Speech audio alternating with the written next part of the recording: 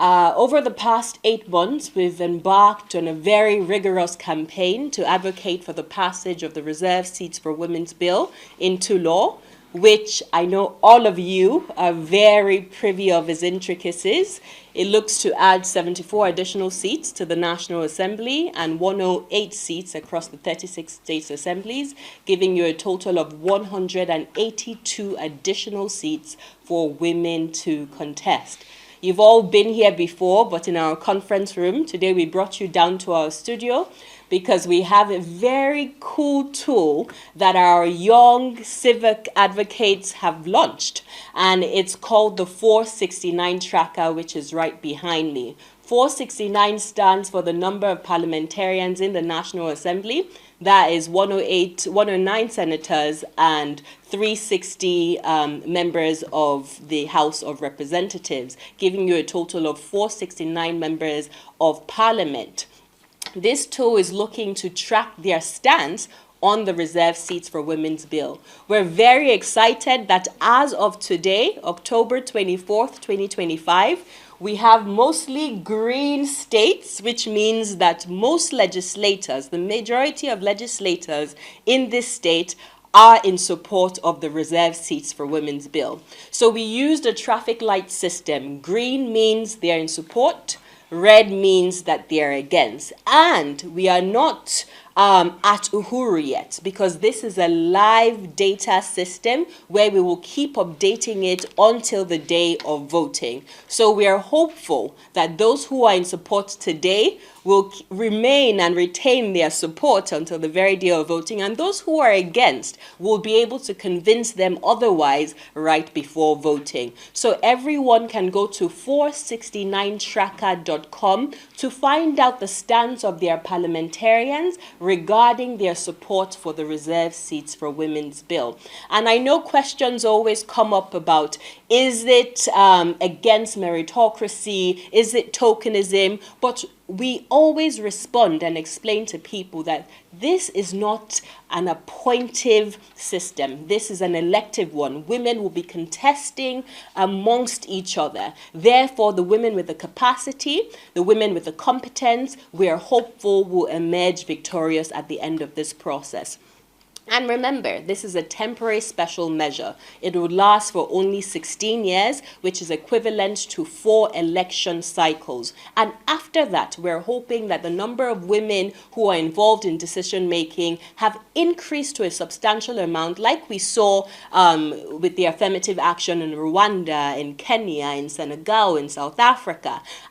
With this affirmative action, women were able to now come through traditional seats because they were able to reduce the negative social norms that keep women from participating successfully in politics, and also the financial barriers that hinder women from coming through as well. So we're hopeful that this tracker presents itself as an accountability tool where lawmakers' promises actually matches their votes on the day of third reading. We're very excited as an organization, as a foundation. I'm here with the executive director of TOS Foundation, as well as the South-South coordinator of the Reserved Seats for Women's Bill campaign, whose secretariat is in this institution that you're in today. This tracker is powered by a situation room manned by over 50 women and men who call these legislators at all times to continue to reiterate the importance of the bill, give them updated information, and also to ensure that we retain their support all the way through to voting. So we are very excited. As most of you know, we are in the process right now of committee stage, where the Senate and the House of Representatives at this very moment are actually meeting in Lagos to harmonize the feedback from the zonal public hearings and present a clean bill to the floor of the National Assembly in the coming days and weeks. So we are very hopeful that this time around, with our partnership with different civil society organizations, the media such as yourselves, the political class as well. As you know, TOS Foundation led a delegation to the Senate President, who has endorsed the bill, and other leadership in the Senate. The Speaker, a great he for she, has thrown his full weight behind the bill. The bill is sponsored by the Deputy Speaker, in the House, in the Senate, is sponsored by Senator Mongonu, the chief whip, who was actually at TOS Symposium as well and represented the Senate president through his weight and reiterated the importance of this bill to nation building and development, as well as His Eminence, the Sultan of Sokoto, the Olu of Warri, the Khan president, and so many people cut across different spheres. The vice president, the first lady has been the champion. This is her bill because, as you know, she was a senator. She was supported by her husband, the President of the Federal Republic of Nigeria. Everyone sees the importance of the bill. We signed a partnership agreement back in June or July with the Nigerian Governors Forum, the Nigerian Governor Spouses Forum, and the plethora of other stakeholders. This is the first time that we have seen such collaboration with the executive, the legislative, the cultural and traditional institutions, all coming together to say this is a reform whose time has come and it's time to pass the Reserved Seats for Women's Bill so we can get our women who have lived experiences of whether it's maternal health care, whether it's sending your children to school and ensuring they have the best education, are on the decision-making table when legislation is being made for them. As you know, women make up 50% of Nigeria's population. Therefore, we cannot legislate for them without them. So this is why this is important, and we are very excited that our tech-savvy youth have come up with this tracker to ensure accountability and that promises reflect into votes. Thank you very much. Now, if you can track the National Assembly members, you know, these views have the two-thirds across the That's included in here. With this tracker that we're using for the National Assembly members, once it scales through third reading, because we're very hopeful, we're very optimistic, what happens when it gets to the states? In fact, TOS Foundation also led a delegation to the Conference of Speakers. The chairman has fully endorsed this bill. He's been consulting with his other colleagues as speakers across the other 35 states, and they have all agreed that when this bill is passed on the floor of the National Assembly and it comes to the state level, that they will all throw their weights behind this. So we are very hopeful, and it's a bit easier on the state level because it's about simple resolution. So once it gets to the state level, we have at least 2/3 of the states saying aye to the secondment of this bill. And when it comes back to the national level, we are guaranteed that the president will assent to this bill and it will become law.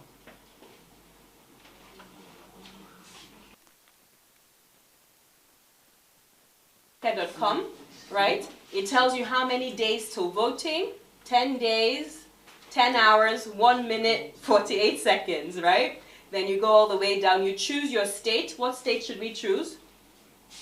Anybody? Lagos. Lagos. Okay, go to Lagos. There we go. So we have 27 MPs from Lagos, and as of today, with our tracker, we have that all 27 of them are saying yes to the vote. So Lagos is a green state. Okay, any other state? Can you scroll a little more? Kogi State. Kogi? Okay, go up. Kano State? Kano. We have also 27 MPs who are saying yes to the vote in Kano. This is at the Senate and at the House of Representatives. Let's see you. Okay, I think you already got to that red. Oh, that's Zamfara. And remember, these red states these are not their final answers. We still have an opportunity to convince them that they should vote in support of the bill. Yobe, surprisingly, I think someone expected that to be red. We have 9 over 9 in Yobe as well. So how many do we have in Zamfara? Okay, Zamfara, let's go there. No. Yeah, there we go. Okay, Zamfara, unfortunately, we are at 9 no's and 1 yes. I would say Kogi State. Kogi State. Yeah, what does one from 12 over 12. That's your state, right?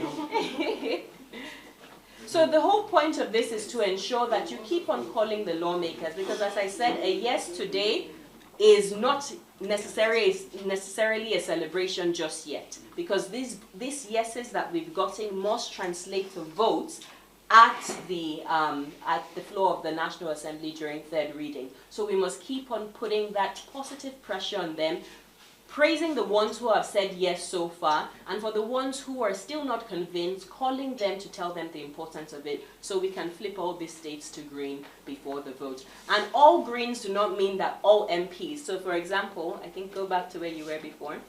So in Kebbi, we have 7 no's and 4 yeses, with a total of 11 MPs. So this means that we still have 4 MPs to convince and 7 MPs to continue to encourage. So this is a tracker that is very fluid, and over time we'll be able to continue to monitor their receptiveness towards this bill. So until the very day of voting, we are not yet at, Uhuru.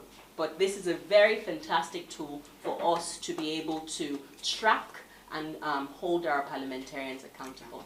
And this is available at 469tracker.com, powered by TOS Foundation.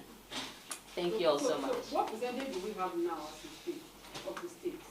What percentage do we have of the states? So we have 1, 2, 3, 4, 5, just 5 states at red. But as I said, we have 360 members in the House of Representatives, 109 in the Senate. For this bill to pass, you need 2/3, because this is a constitutional amendment, meaning 75 out of 109 senators must pass the bill, and at least 240 out of 360 members must pass the bill. So it's very important that we don't just rely on the yeses in the states that we're getting, but ensuring that we have even more parliamentarians that we can currently track saying yes to the bill and translating that to the vote on the day. Thank you all so much. Any other questions? All right then. Thank you very much.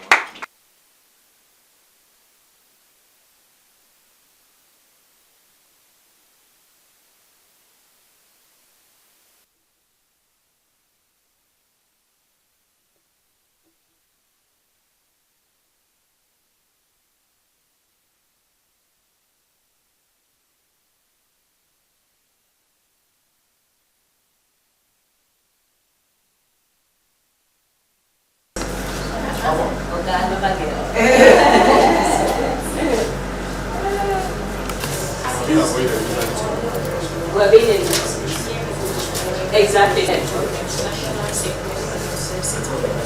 Okay.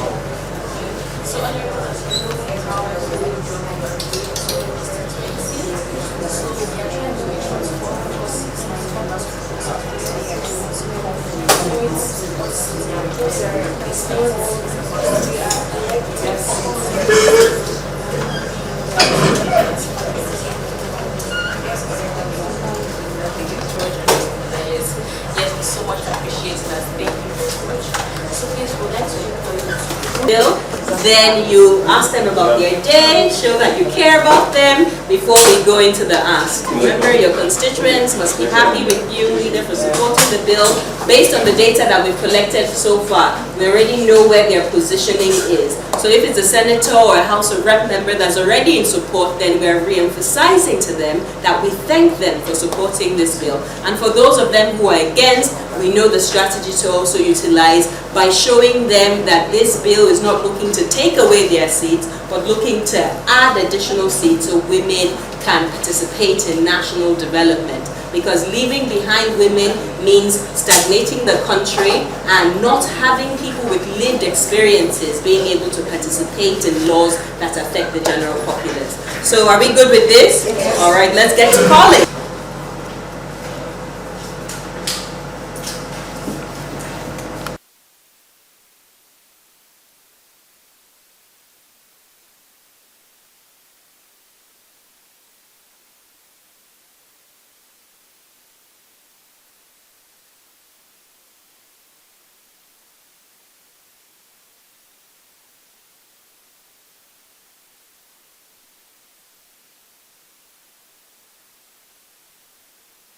From where? Where's it coming from? Exactly.